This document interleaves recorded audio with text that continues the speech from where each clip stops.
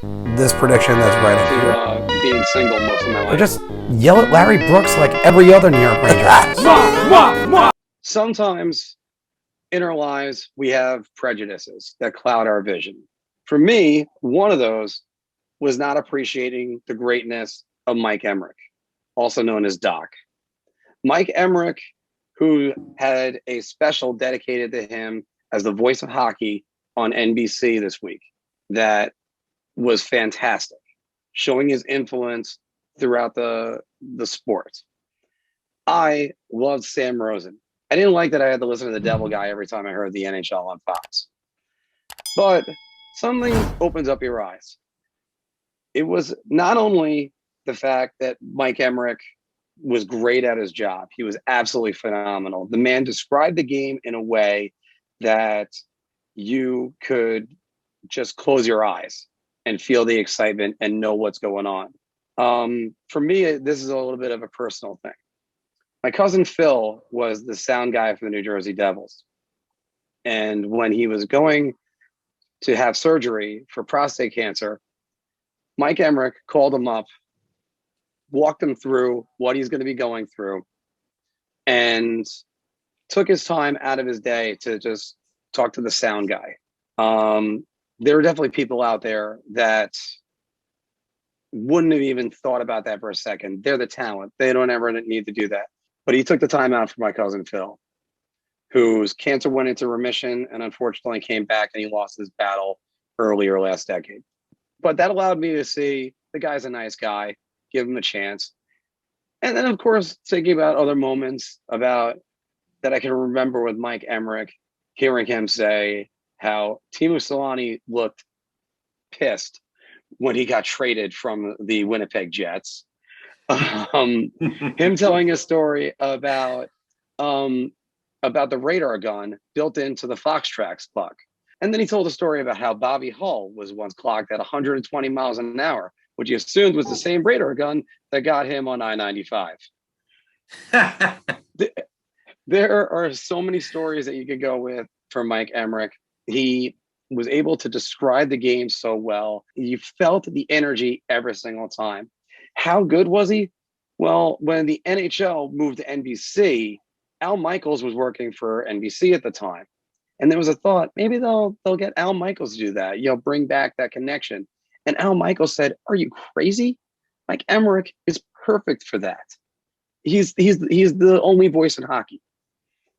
So while there's other great announcers out there that could show their versatility, and I would have loved to have seen the footage or watched the game when Mike Emrick called the Pittsburgh Pirates spring training game. There's other announcers out there that I could think about that are versatile, that could do multiple different games. Kenny Albert's one that comes to mind, that he can do four different games in 4 different days and be spectacular at all of them. Or how Sam Rosen is not just good at his job, even though he's getting on in years, he'll still slip a little bit. But Sam Rosen is on the top of the mountain. But Mike Emrick, you're right there too.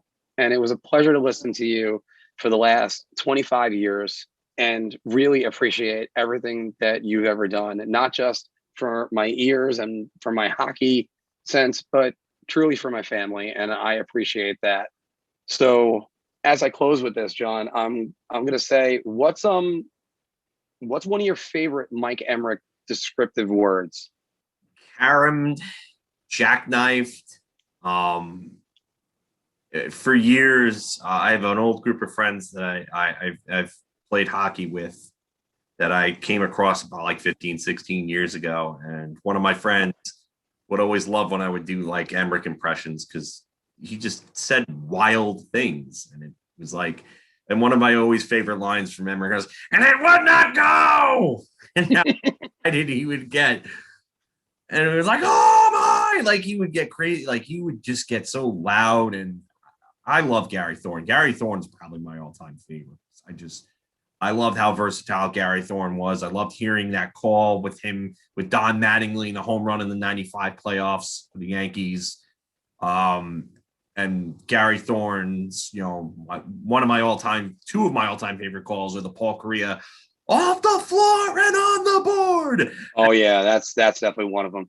Oh, and then after 22 years, Raymond Bork, and like those calls, I just got the chills doing those,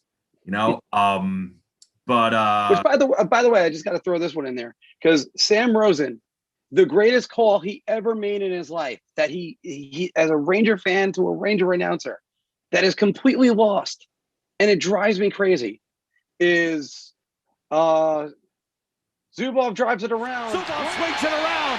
Larber clears the zone. That's it. 54 years of curses are over. No more 1940. Yes. The New York Rangers are going to win. And of course, Kevin Collins called an icing. Thanks. Yeah. So, the New York Rangers are going to win. Yeah. That's again, another great call. And I always say this, like, there are certain songs that are like the soundtrack to your life, but there are also certain people that are the soundtrack to your life. And Doc Emrick has been in so many moments that he is literally a part of the soundtrack of my life. Obviously, the upset in the finals, losing to LA, the sadness there, but think of how good that run was and how Doc Emrick's calls are ingrained in so many of the big moments of that run to that finals. The Marty San Luis go on Mother's Day. I mean, dude, again, chills just coming up my arms right now. But like, Doc Emrick was the greatest to ever do it. Gary Thorne might be my favorite, but Doc Emrick is the greatest to ever do it in my book. And I know a lot of people will say Foster Hewitt. Foster Hewitt was well before my time, and he was really the pioneer of everything. But Doc Emrick mastered everything. And I know I've said this before on here, but I wanted to do play-by-play and color since I was in my teenage years, since I figured out that, hey, I'm not on some like ridiculously good like travel ice hockey team. As a 15-year-old, I'm not getting to the NHL. So what could be the closest thing that I could get to that? Calling it, because I love talking about hockey. But Doc Emrick, you're right. Doc Emrick's the best. He's the absolute best. And again, like, I can't say enough for the versatility of Kenny Oliver and also the quality of the work that he does. Absolutely. One of the best today. Just quickly on if you could think to yourself, 3 Doc Emrick calls that stick out in your head. Drive by Girardi.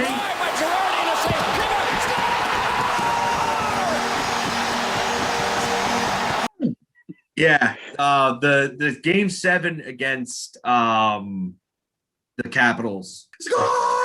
That call was just incredible. That's the best one. I think that's the best. That's my number one.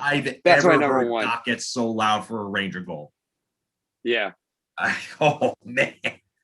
I mean, incredible. It sounds funny. I mentioned the Brad Richards goal. That was fantastic. But that was one of those times I actually think he kind of let the moment play itself.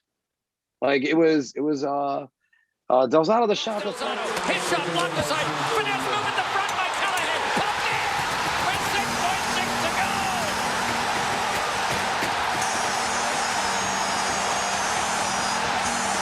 go. But the great ones know when to do that.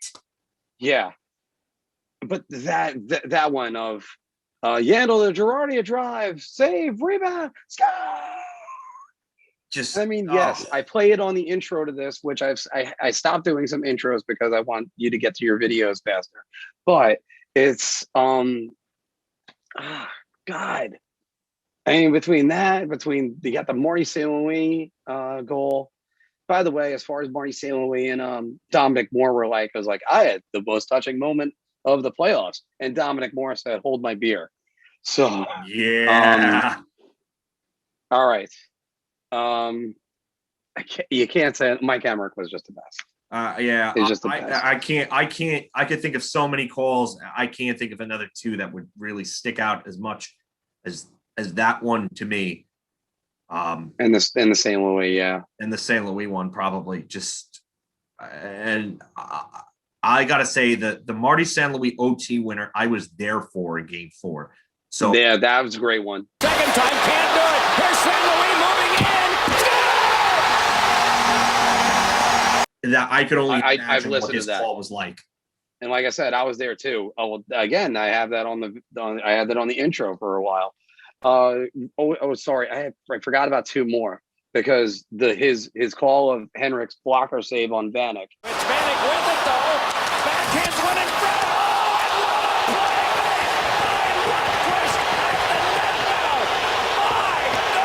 Throws his stick, hits it with a blocker. In Game 6. And I was there for that one. And the other one was his call of Henrik's save with the armpit on Paul Martin. Can't get it through. Pumped along by Moore. Backhander. Covered by Lundqvist. A jam at the front, but Lundqvist. That I still have no idea how Henrik Lundqvist got the puck out of the net. He stopped the puck with his armpit. Oh, hey, you still here? Well, you know what you should do? You should watch some of these other videos on our channel, like this one, comment, and share it with other people.